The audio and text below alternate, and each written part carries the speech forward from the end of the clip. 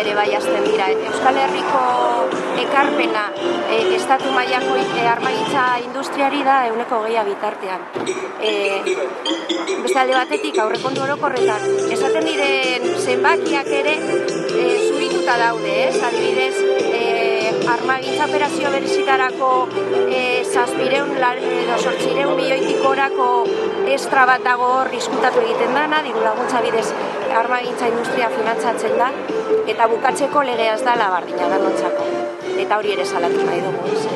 Orain momentu honetan bertan Bilbon egondako erakusketa militar batean kasko bat lapurtzearren, baina ekintza simboliko batengatik gure lagun bat bati 3 urteko gartzela zigorra eskatzen diote.